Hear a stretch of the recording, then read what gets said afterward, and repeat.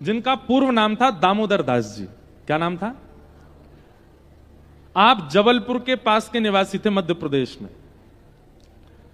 तो आपके एक मित्र थे चतुर्भुज दास और आपका नाम था दामोदर दास। एक दिन की बात है कि श्री सेवक जी नाम इनका बाद में पड़ा, पहले इनका नाम दामोदर दास था। तो दामोदर दास जी, चतुर्भुज दास जी, उन दोनों का सत्संग के प्रति, भक्ति के प्रति, भजन के प्रति पहले से ही बहुत रुझान था। तो कभी भी नगर में कोई संत आते थे, महापुरुषों की टोली आती थी, तो ये दोनों जरूर जाते थे और जाकर के उनके मध्य बैठ करके कुछ चर्चा सुनते थे, उनकी सेवा करते थे। एक बार वृंदावन के कुछ संतों की टोली आई और ये दोनों जाकर के चुपचाप बैठ गए, उनकी सबकी चर्चा सुनने लगे। तभी उन महापुरुषों ने ऐसे निकुंज रस का भाव कहा। निकुंज रस किसको कहते हैं? जहां पर रास विलास, जहां पर प्रिया प्रियतम की अंतरंग चर्चाएं, जहां पर मान लीला, दान लीला आदि आदि लीलाओं का चर्चा का प्राकट्य प्रादुर्भाव होता हो, विशेष रूप से रास का भाव जहां प्रकट होता हो, उसको निकुंज लीला कहते हैं। तो जैसे ही निकुंज लीला का उन्होंने वाचन सुना तो दामोदर दास और चतुर्भुज दास दोनों अत्यंत लीन हो गए लीला में, मानो जैसे खो गए हों। और जब होश में आए तो बहुत समय व्यतीत हो चुका था, पर उनको ऐसा लगा अभी 2 ही क्षण निकले हैं। तुरंत उनने उन संत चरणों के चरण पकड़ लिए, बोले भगवान, ये जो लीलाएं आप सुना रहे हैं, ये जो भाव आप सुना रहे हैं, इन लीलाओं का, इन भावों का उद्दीपन कहां से मिला आपको, किसने किया? तब उन संत महापुरुषों ने बताया, बोले वृंदावन में श्री हित हरिवंश महाप्रभु विराजते हैं, उनके द्वारा ये भाव प्रकट किए गए। उसी समय चतुर्भुज दास और दामोदर दास जी के चित्त में आ गया कि हम वृंदावन जाएंगे और श्री हितरवंश महाप्रभु के अनुगत्य को स्वीकार, उनके ग्रहण करेंगे। लेकिन किसी कारणवश नहीं जा पाए वृंदावन, बहुत दिन हो गए। एक दिन उन्हीं संतों की टोली फिर आई और फिर से उनसे चर्चा जब सुनी तो चर्चा सुनने के बाद दामोदर दास, चतुर्भुज दास दोनों ने कहा अब हम वृंदावन जाने के लिए तैयार हैं, अब हम जाकर के उनका आश्रय लेंगे। तभी उन संतों में से किसी ने कहा, बोले भैया अब तो बहुत विलंब हो गया। बोले क्यों? बोले महाप्रभु जी तो भगवत लीला में प्रवेश हो गए। हितरवंश महाप्रभु मानसरोवर यमुना पल्ली पार ठाकुर जी का चिंतन करते करते ठाकुर जी की लीला में ही प्रवेश कर गए हैं। ये बात जैसे ही सुनी दोनों व्याकुल हो गए। लेकिन दामोदर दास जी तो इतने व्याकुल हो गए, इतने व्याकुल हो गए, उसी समय ध्यान में चले गए, मानसी में प्रवेश कर गए और महाप्रभु जी का अत्यंत विरह वेदना से चिंतन करने लगे। ऐसा कहते हैं उनका चिंतन इतना प्रगाढ़ था, इतना दिव्य था, इतनी उत्सुकता से महाप्रभु जी को याद कर रहे थे, नेत्रों से अश्रु प्रकट हो रहा था। 1 दिन, 2 दिन, 3 दिन, 4 दिन बीत गए और 3-4 दिन के बाद तभी क्या हुआ, उस जबलपुर के पास के गांव में जहां के वो निवासी थे, अपने आप श्री यमुना जी प्रकट हो गई, वृंदावन की लता गुल्म पत्र प्रकट हो गए, वृंदावन के सुंदर सुंदर देवालय प्रकट हो गए, वृंदावन जैसी सुगंध प्रकट हो गई, वृंदावन के मयूर प्रकट हो गए, वृंदावन के बानर प्रकट हो गए, ब्रजवासी प्रकट हो गए। एक साथ संपूर्ण वृंदावन का अनुभव उनको होने लगा। वे भूल गए कि मैं कहां बैठा हूं, ऐसा लगने लगा मैं वृंदावन में आ गया हूं। और तभी क्या देखते हैं,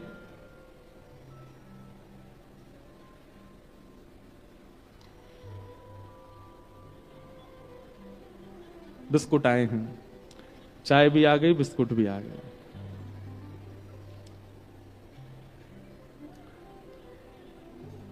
और देख के खिसक ली मैया।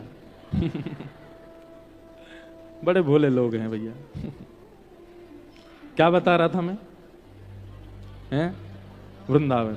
हाँ, नहीं, दामोदर दास जी का वृंदावन प्रकट हुआ। ऐसे हम भूल जाते हैं कथा। अब मेरे मुंह में पानी आ गया कि मैं बिस्किट खाऊं।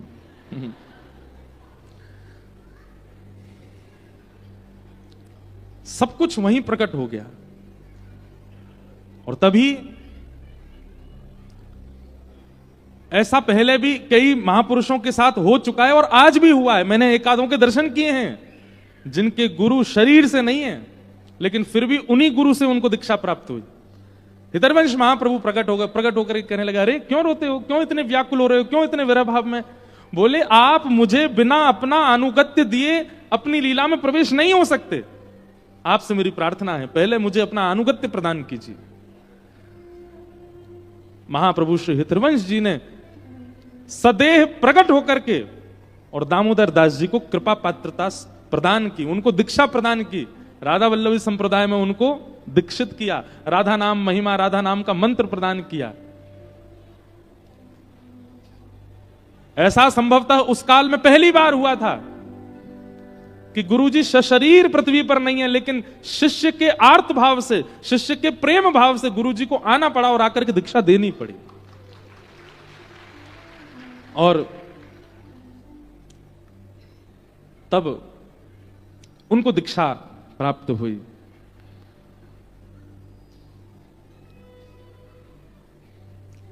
तब उन्होंने महाप्रभु जी के वर्णन में सेवक वाणी का संकलन किया। हमारे राधा वल्लभी संप्रदाय में हित चतुराशी जी, 84 जी और सेवक वाणी, इन दो का पाठ होता है। सेवक जी के इस पूरे महत्व को जब श्री वृंदावन में हितवंश महाप्रभु के पुत्र वनचंद्र जी ने जब सुना, तो वनचंद्र जी ने संकल्प लिया कि जब सेवक जी वृंदावन आएंगे तो मैं खूब सारे रत्न, खूब सारे आभूषण, खूब सारे, जैसे नंदोत्सव पर रत्न लुटाए गए थे ऐसे लुटाऊंगा जिस दिन सेवक जी आएंगे। इतनी सुंदर लीला है, मुझे आज अचानक याद आ गई है। सेवक जी जब पहली बार वृंदावन आए तो कैसी लीला घटी। श्री राधा वल्लभ लाल जी खड़े थे और वनचंद्र जी उनकी सेवा श्रृंगार कर रहे थे, आरती कर रहे थे। तो सेवक जी जब वृंदावन आए तो सेवक जी ऐसा रूप धारण करके आए, रज आदि लगा करके, बिल्कुल सामान्य से वस्त्र धारण करके कि कोई पहचान ना ले, क्योंकि उनको पता चल गया था कि वृंदावन में ऐसी घोषणा हुई है जिस दिन मैं वृंदावन जाऊंगा उस दिन राधा वल्लभ जी के रत्नकोष से रत्न लुटाए जाएंगे। उनको इस बात की उनको अच्छा नहीं लग रहा था कि मेरे जाने से ऐसा नहीं होना चाहिए, मैं तो एक सामान्य सेवक हूं। तो सेवक जी जैसे ही वृंदावन आए कोई उनको पहचाना नहीं। राधा वल्लभ जी के मंदिर में आके इतनी भीड़ में ही आके खड़े हो गए, तब भी उनको कोई नहीं पहचाना। सेवक जी बोले अच्छा कोई पहचाने ना, हम चुपचाप दर्शन करके चले यहां से। वृंदावन श्री वनचंद्र जी राधा वल्लभ जी की सेवा कर रहे थे, तभी राधा वल्लभ जी अपने नैन की ये पुतलियां हिलाने लगे ऐसे ऐसे। तो वनचंद जी ने पूछा जय जय क्या हुआ, तो ठाकुर जी इशारा करके ऐसे बताने लगे देखो कोई खड़ा है पीछे। और ठाकुर जी ने अपने नेत्रों के इशारे से बताया। जैसे वनचंद जी ने पीछे देखा, कहां, तो ठाकुर जी ऐसे नेत्र हिलाने लगे, वहां वो देखो पीछे खड़े हैं, वही हैं सेवक जी, इनका जिनके लिए तुमने घोषणा की थी। तुरंत वनचंद्र जी गए, जाकर के सेवक जी को हृदय से लगा। सेवक जी बोले आप मुझे कैसे पहचान गए। तब वनचंद जी के नेत्र सजल हो गए, बोले कि भैया किसी का रूप उसकी पहचान होता है, किसी के गुण उसकी पहचान होते हैं, किसी की वाणी उसकी पहचान होती है, किसी का ज्ञान उसकी पहचान होती है, पर आपकी पहचान तो राधा वल्लभ जी करा रहे हैं, आपकी पहचान तो राधा वल्लभ जी बता रहे। बोले ये खड़े सेवक जी। ऐसे श्री सेवक जी हुए। और फिर सेवक जी ने कहा देखिए मैंने सुना है कि आपने घोषणा की थी कि मेरे आने पर आप राधा वल्लभ जी के रत्न कोष को लुटाएंगे, ऐसा मत कीजिए। राधा वल्लभ जी के रत्नों को, आभूषणों को आप इस प्रकार मत कीजिए। बोले अब हम घोषणा तो कर चुके हैं, कुछ तो करना पड़ेगा। बोले ठाकुर जी पर चढ़े हुए आभूषणों को मत कीजिए, मैं कोई इतना बड़ा व्यक्ति नहीं हूं, मैं कोई ऐसा नहीं हूं मेरे लिए आप ये करें। हाँ आपने अगर घोषणा कर दी है तो फिर इसके प्रति कोई और लड्डू लुटा दीजिए आदि। तो बोले नहीं नहीं रत्न ही लुटाने हैं। तो कहते हैं वनचंद्र जी ने नए रत्न बनवाए, अमनिया। अमनिया किनको कहते हैं, जो ठाकुर जी को अभी पधराए नहीं गए उनको अमनिया कहते हैं। अमनिया रत्नों को लुटाए। लेकिन ऐसे श्री सेवक जी महाराज। ये बात हमने क्यों बताई? महापुरुषों के प्रत्यक्ष दर्शन हो, सामने बैठ के दर्शन हो, उनको प्रणाम करने को मिले, उसी से ही आपको आशीष मिलता है। नहीं, महाप्रभु शरीर से नहीं थे, फिर भी दामोदर दास जी को दीक्षा देकर के सेवक जी बना दिया। ये बात श्रीमद् भागवत में लिखी है। येषाम संस्मरणात् पुंसाम शुद्ध्यन्ति वै गृहा किम पुनर्दर्शन स्पर्श पाद शौचासनादि भी। घर बैठ के आपके चिंतन में प्रगाढ़ता होनी चाहिए, आपके चिंतन में तत्परता होनी चाहिए। आपके गुरु तो जहां बैठे वहीं प्रकट हो जाएंगे, वहीं दर्शन दे देंगे। चाहे आपके स्वप्न में दर्शन दें, चाहे आपके अनुभव में दर्शन दें। कई लोग हमसे कहते हैं आप दीक्षा क्यों नहीं दे रहे हमको। हम सोचते तो हैं कि हम देंगे, पर हमको बहुत डर लगता है गुरु बनने में। हमको लगता है हम कथा वक्ता ही ठीक है। आप अब कई बालक हमको पता आरोप भी लगाते हैं, बोले आपको आरोप है। मैंने क्या आरोप है? बोले हमको कथा सुना सुना करके कृष्ण भक्त बना दिया, और जब हम कह रहे हैं कि हमारा हाथ पकड़ लीजिए तो आप हमको दीक्षा नहीं दे रहे हो। हमें कृष्ण भक्ति सिखाई ही क्यों जब आपको दीक्षा नहीं देनी थी? कई लोग ऐसे आरोप भी देते हैं। हमारे पूज्य पिताजी महाराज तो कई बार नाराज हो जाते हैं हमसे, परंपरा क्यों नहीं संभाल रहे हो। पर हम ऐसा नहीं है कि हम नहीं करेंगे, पर अभी हमको अपने मन से तो भाव आवे, हमारे लाल जी आज्ञा तो करें। वास्तव में बताएं, चेला बनने में जितना सुख है गुरु बनने में सुख नहीं है। हमारे बाल बाबा महाराज कई बार अस्वस्थ रहते हैं, लेकिन फिर भी यहां देखो कितनी भीड़ लगी रहती है। कई बार बेचारे स्वयं कथा नहीं सुन पाते, क्यों? इतने सब भक्तजन, इतने वैष्णव जन लगे रहते हैं आगे पीछे, और हम लोग, आप लोग देखो कितने आनंद से कथा सुनते हैं। पूरी योजना बनाई महाराज जी ने, महाराज जी नहीं सुन पाते, क्यों? गुरु हैं। लेकिन आज एक बहुत विशेष दिन है महाराज जी। हमारे पूज्य पिताजी महाराज को आज 50 वर्ष पूरे हुए हैं कथा करते हुए। आज उरई में जहां पिताजी की कथा चल रही है वहां उत्सव मनाया जा रहा है, दिल्ली में उत्सव मनाया जा रहा है, वृंदावन में उत्सव मन रहा है। हम लोग भी यहां ऊना में मनाएंगे, आज नंदोत्सव मनेगा। देखो, एकमात्र ऐसे भागवत के वक्ता हैं जिन्होंने कई वक्ताओं को 50-60 वर्ष हो चुके हैं, पर एकमात्र ऐसे वक्ता हैं जिन्होंने 50 वर्षों में इतनी कथाएं कर ली।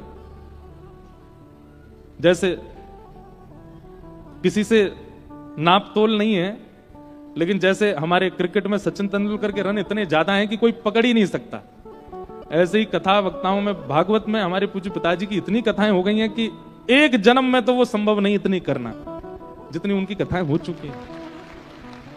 तो आज इस प्रांगण को भी कई बार पिताजी की वाणी का लाभ मिला है, और हमें पिताजी महाराज बताते हैं कि उन्होंने उस वाले पीछे वाले प्रांगण में भी कथा की है, वहां भी कथा की, यहां भी की, बहुत वर्षों से। और हम पिताजी महाराज की आज्ञा से ही कथा करने आते हैं ऊना में। हमारे महाराज जी से बहुत स्नेह है पूज्य पिताजी का। आज उनके 50 वर्ष बहुत होते हैं, या कई लोगों की तो उम्र नहीं है, हमारी खुद की अभी कितनी कम उम्र है। सोच करके हमको लगता है कि हमको 9 वर्ष हुए अभी कथा करते हुए, पिताजी को 50 वर्ष हो गए। लोग कई बार जन्म लेने के बाद जी नहीं पाते 50 साल तक, वो कथा करते करते 50 साल निकल गए। कभी कभी हमें लगता है कि 50 वर्ष तक इतना भागवत को गाया, इतना भागवत को गाया, वो अगर कुछ कह देंगे तो वो कम हो ही जाएगा। हम तो अपने पिताजी से एक ही बात कहते हैं कि पिताजी आप बस एक ही बात कह दिया करो, मैं सदा गिरधर को, गिरधर सदा मेरे, बस आप कह देंगे तो हो जाएगा। ऐसे पूज्य गुरुदेव भगवान को आज 50 वर्ष कथा करते हुए हैं। हमारे पूज्य बाल बाबा महाराज और समस्त ऊना वासियों की ओर से, यहाँ के सब भक्तों की ओर से पूज्य गुरुदेव भगवान को बधाई हो। ऐसी रूखी बधाई नहीं चाहिए, जोर की दो, बधाई हो, बधाई हो, बधाई हो। तो आपके निष्ठा में, आपके संकल्प में, आपके चिंतन में प्रगाढ़ता हो तो गुरु चाहे कहीं हो प्रकट हो जाएंगे सामने, चिंतन में प्रकट हो जाएंगे, स्वप्न में प्रकट हो जाएंगे। ये शाम संस्मरणात् पुंसा।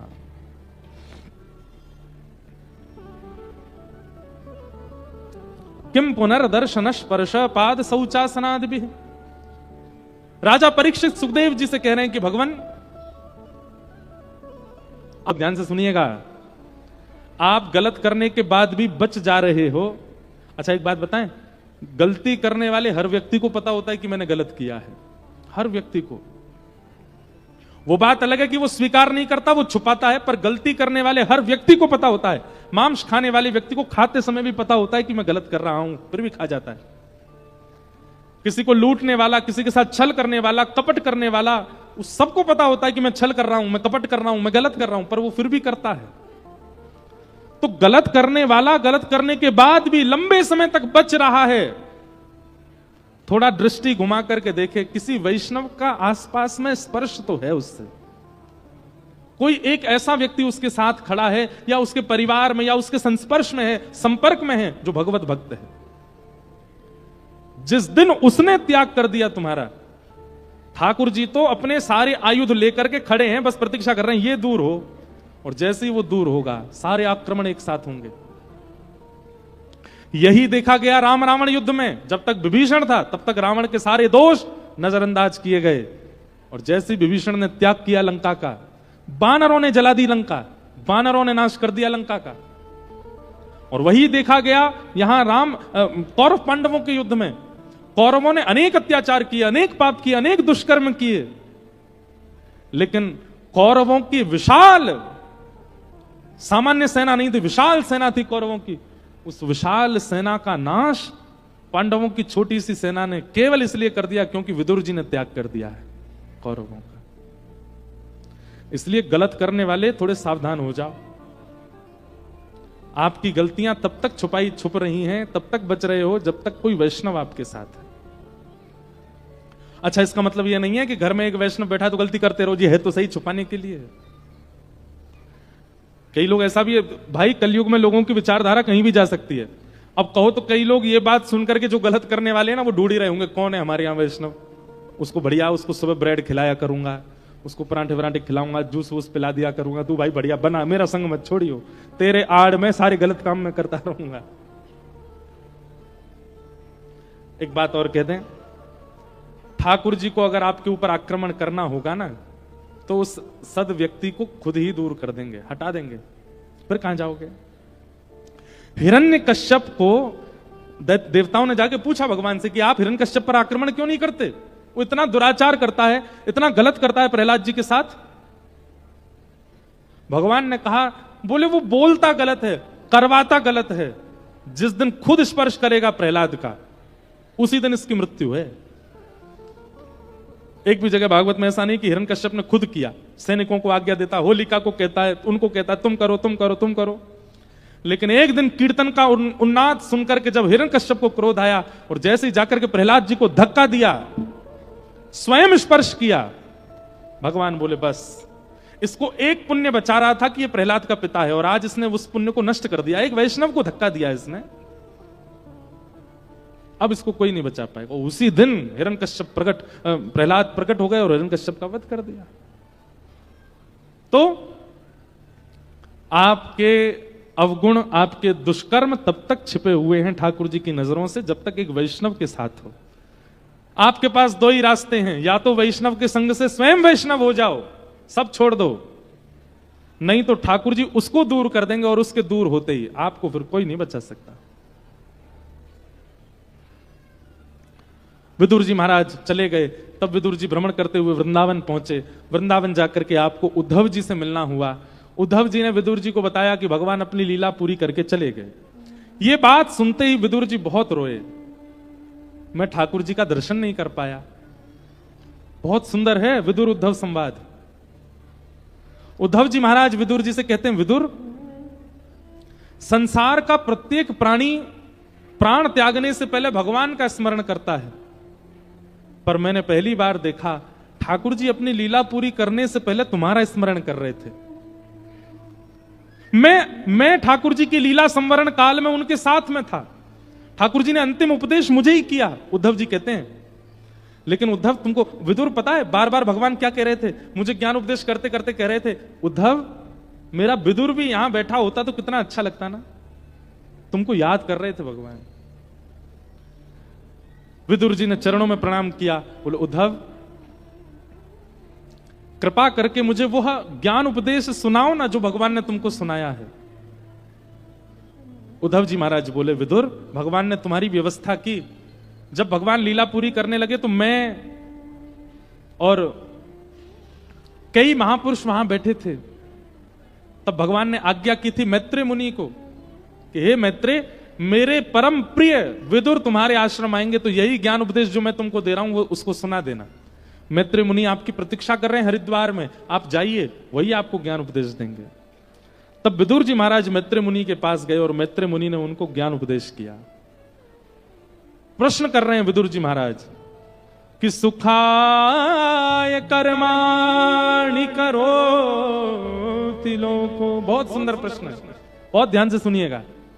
कि सुखाय कर्माणि करोति लोको न ते सुखम वान्यदुपारमं वा विन्देत भूयस्तदैव दुःखं यदत्र युक्तं भगवान वदेन्न।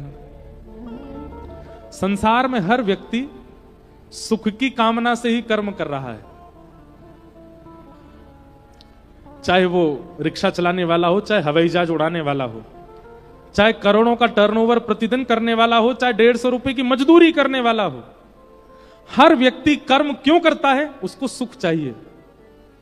लेकिन चाहे करोड़ों कमाने वाला, चाहे 150 कमाने वाला, सुख किसी को नहीं मिलता। सब कर्म सुख के लिए करते हैं, सुख ही नहीं मिलता है। इसके पीछे आपका नजरिया क्या है? बंधुओं, बहुत ध्यानपूर्वक हमारी बात सुनिएगा।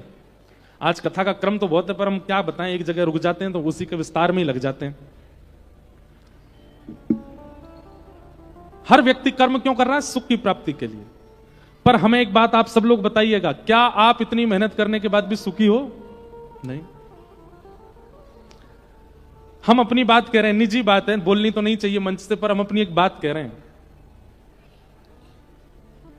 किसी समय में हमको ऐसा लगता था कि हे ठाकुर जी,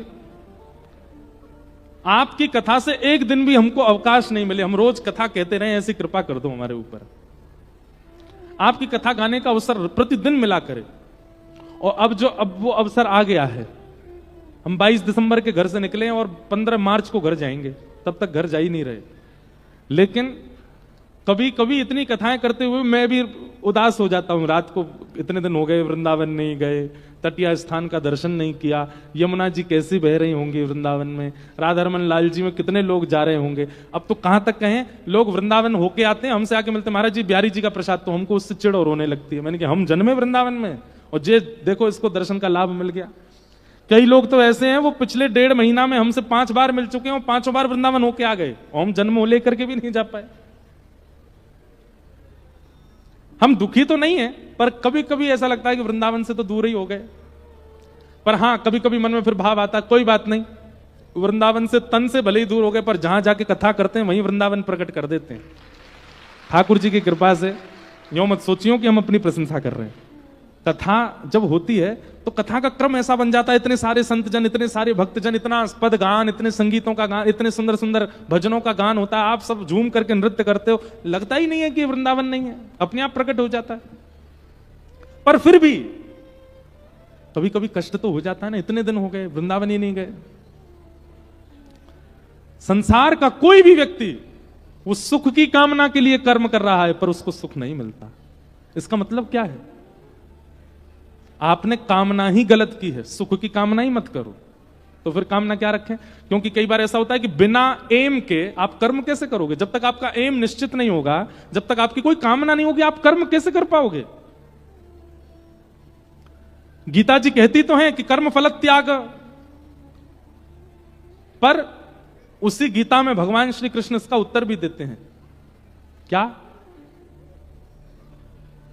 सुख की इच्छा से कर्म मत करो, तो शांति की इच्छा से कर्म करो। मुझे शांति मिले, सुख मिले नहीं। सुख और शांति दोनों में परिवर्तन होता है, अलग होता है। अच्छा, कभी किसी को यह कहते हुए सुना, मुझे गुलाब जामुन खा के बड़ी शांति मिली? कोई नहीं बोलता। छोले भटूरे खा के मुझे बहुत शांति मिली, सब यही कहते सुख मिला, अच्छा लगा, मजे आ गए। सुख इच्छाओं की पूर्ति से होता है, सुख इच्छाओं की पूर्ति से होता है, और शांति इच्छाओं की निवृत्ति से मिलती है। अब जब लोगों के दांत टूट जाते हैं सारे, एक भी दांत नहीं बचते, तब उनका मन होता है गोलगप्पा खाने का। अब उस समय में गोलगप्पे खाने की इच्छा यदि प्रकट करें, वो कैसे खाएगा बेचारा? तो बुढ़ापे में व्यक्ति ये इच्छा प्रकट नहीं करता कि मुझे गोलगप्पा खिलाओ, वो ये इच्छा प्रकट करता है, हे नाथ मेरी इच्छा खत्म करो, मेरा मन ही नहीं करे खाने का। ये मन होता है पर मैं खा ही नहीं सकता।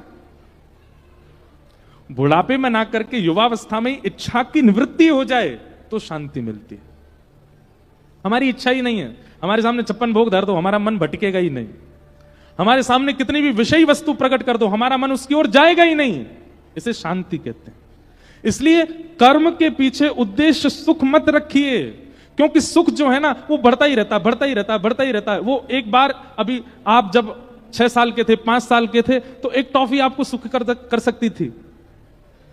लेकिन आज आपकी उम्र 30 साल की हो गई, अब आप कभी रोने लग जाओ और कोई व्यक्ति आपको ए बेटा तू रो, देख ले टॉफी खा ले, तो आपको अपमान और लगेगा अपना। बताओ, ये मैं रो रहा हूं, ये टॉफी से मुझे शांत कर रहे हैं? मैं कोई छोटा बच्चा हूं? इसका मतलब क्या है? सुख बढ़ता है। एक बार सुख अगर सीमित मिल गया तो अगली बार आपकी इच्छा होती है वो इससे ज्यादा मिले। आपकी जॉब करने पर जो पेमेंट आपको मिलता है वो पेमेंट 6 महीना तक बढ़िया लगता है, 6 महीना बाद में लगती है बोनस हो, अब बढ़ना चाहिए, अब इसमें थोड़ी अपग्रेडेशन होना चाहिए। क्यों? क्योंकि सुख की कामना से आप उसको प्राप्त कर रहे हो, पर शांति की कामना से करोगे ना, इच्छा ही नहीं होगी। अगर 1 महीना विलंब से भी पेमेंट आएगा तो भी चल जाएगा, कोई जरूरत नहीं, शांति है, शांति। सुख की कामना से कर्म करोगे तो सुख कभी नहीं मिलेगा, शांति की कामना से कर्म करोगे तो आपका कर्म शांति प्रदान कर देगा। मतलब ये तो वही बात हो गई, सिर दर्द सिर में हो रहा है और दवाई पेट दर्द की खा रहे हो। पेट दर्द की दवाई से सिर दर्द ठीक होगा? नहीं होगा, सिर दर्द की ही खानी पड़ेगी। ठीक वैसे ही कर्म करने के पीछे शांति का उद्देश्य होना चाहिए, पर उद्देश्य हमने सुख बना रखा है, कैसे मिल जाएगा शांति? विदुर जी महाराज ने कई प्रश्न किए और सब प्रश्नों के उत्तर श्री मैत्री मुनि देते हैं, और फिर यहां से मैत्री मुनि ही कथा सुनाना प्रारंभ करते हैं।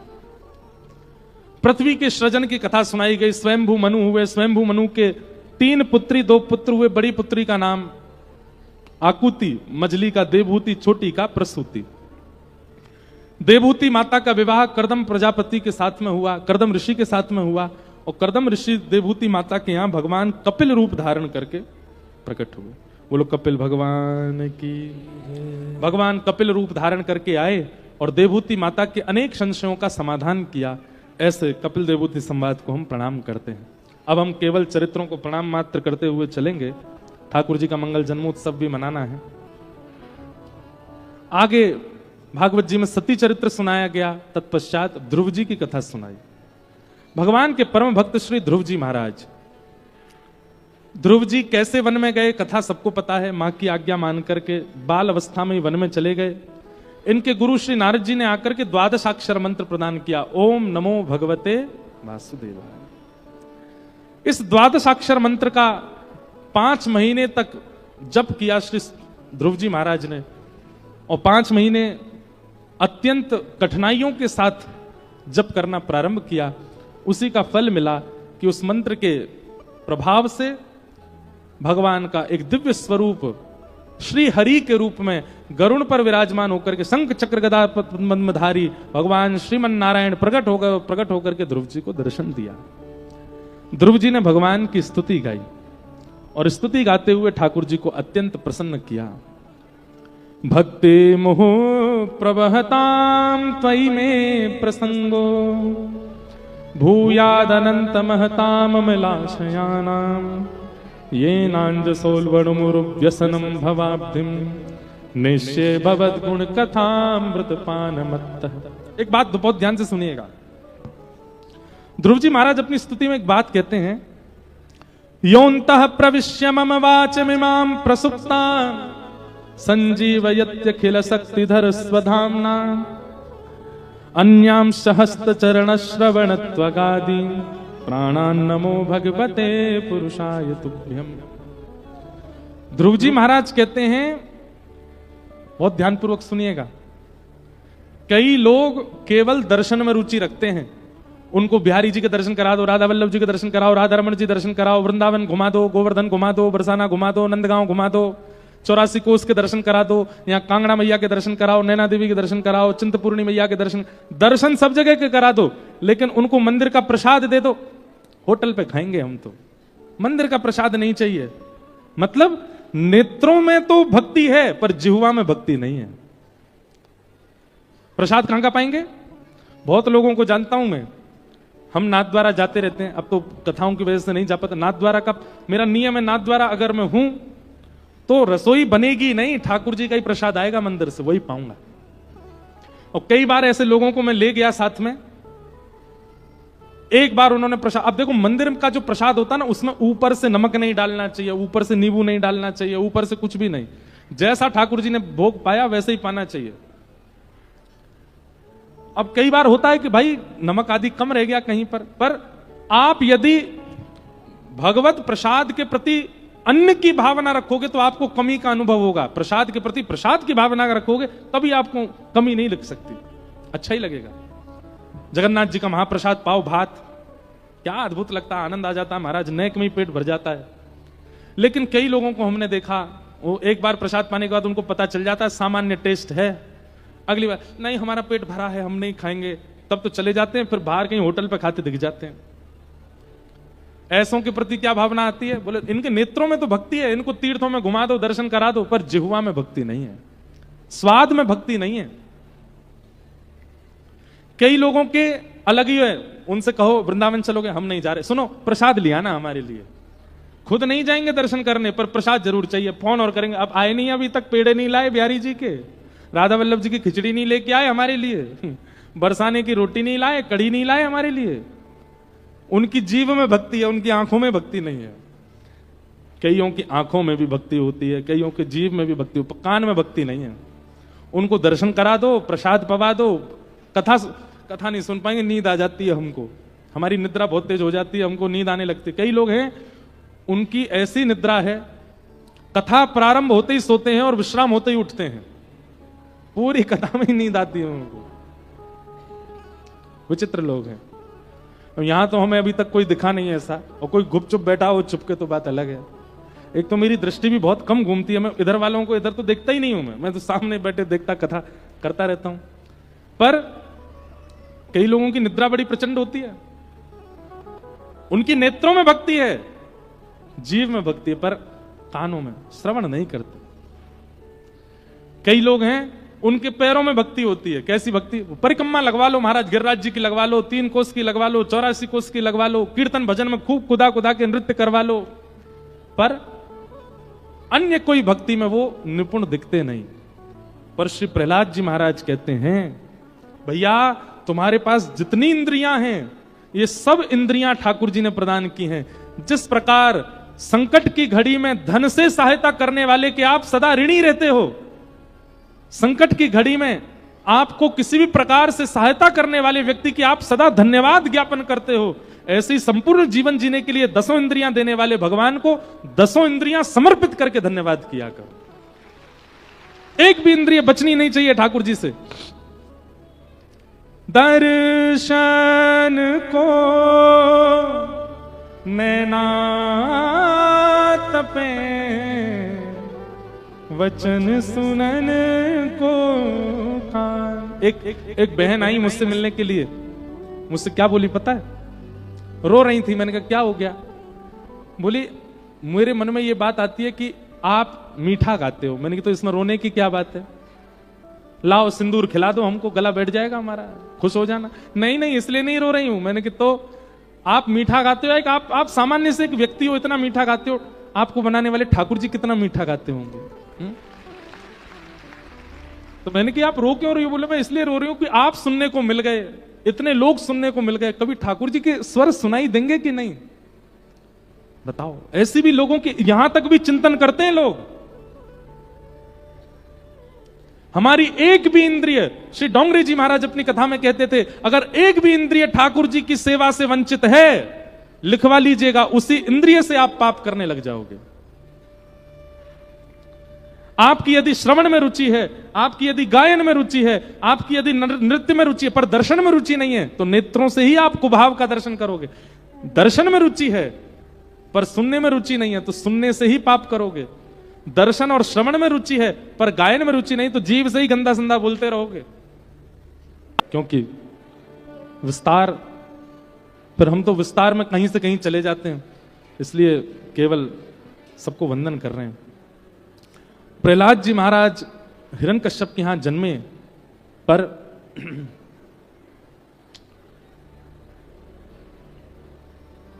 हम एक बात कहते हैं, कई लोग ना हमसे आके ऐसे कहते हैं, बोले महाराज जी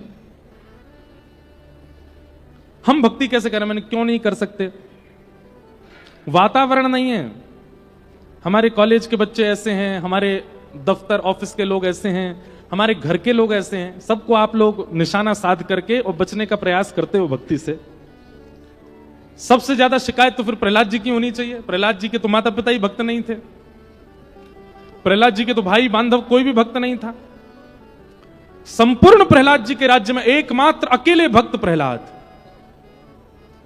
एक भी जगह अनुकूलता नहीं, रसोई अनुकूल नहीं थी प्रहलाद जी की, विद्यालय अनुकूल नहीं था, मित्र अनुकूल नहीं थे, रिश्तेदार अनुकूल नहीं थे, माता पिता अनुकूल नहीं थे, भाई बांधव अनुकूल नहीं थे।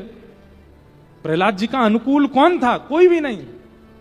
ऐसी प्रतिकूलता में भी नन्हे से प्रहलाद जी ने भगवत प्राप्ति कर ली। इसका मतलब क्या है? जो बहाने लगाते हैं, साधन ना करने के, भक्ति ना करने के बहाने लगाते हैं। एक बात बताएं, संसार की किसी भी वस्तु को प्राप्त करने में तत्परता चाहिए, और जब व्यक्ति प्राप्त करने में असमर्थ होता है तो बहाने लगाता है, ऐसा है वैसा है, जे हो रहा है वो हो रहा है, नहीं कर सकता, नहीं तो कोई काम दुनिया में मुश्किल नहीं है जो करते रहोगे यत्न धीरे धीरे। कोई भी मुश्किल बात नहीं है। प्रहलाद जी महाराज राक्षस कुल में आकर के भगवत प्राप्ति कर सकते हैं। हमारे आपके लिए तो इतनी प्रतिकूलता नहीं है। ऐसा तो हो ही नहीं सकता कि एक वैष्णव आपके संपर्क में ना हो।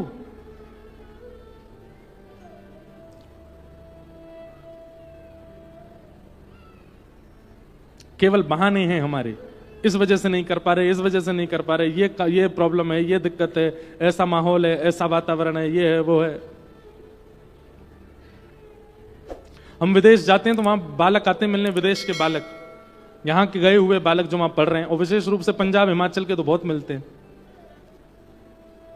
उन लोगों की क्या बात होती, महाराज जी हम अपने घर से दूर, इतनी दूर दूर देश में आए हैं, यहां पे हमसे वैसी भक्ति हो नहीं पाती, यहां पर हम रह करके उतना भजन साधन नहीं कर पाते, हमें क्या करना चाहिए?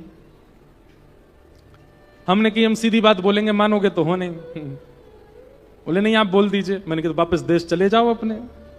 जब यहां तुमसे भक्ति नहीं हो रही है, यहां तुमसे साधन नहीं बन पा रहा है, यहां तुमसे भजन नहीं हो पा रहा, तो तुम्हारे देश में बन जाएगा ना, वहीं चले जाओ, वापस आ जाओ।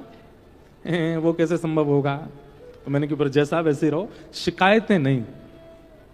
व्यक्ति अगर चाह लेना तो कैसी भी स्थिति में भगवत भजन कर लेगा, और व्यक्ति अगर चाहे ना तो 100 बहाने गिनाएगा, ऐसा है वैसा है, जे है वो है, इसलिए नहीं आए, उसलिए नहीं हुआ, ये हो गया वो हो गया। बहानेबाजी भक्ति में नहीं चलती। प्रहलाद जी ने कोई बहाना नहीं लगाया। प्रहलाद जी चाहते तो ठाकुर जी से कह सकते थे आपने तो मेरे माता पिता ही विपरीत बनाए, मैं आपका भजन कैसे करूं, पर नहीं, प्रहलाद जी करते हैं।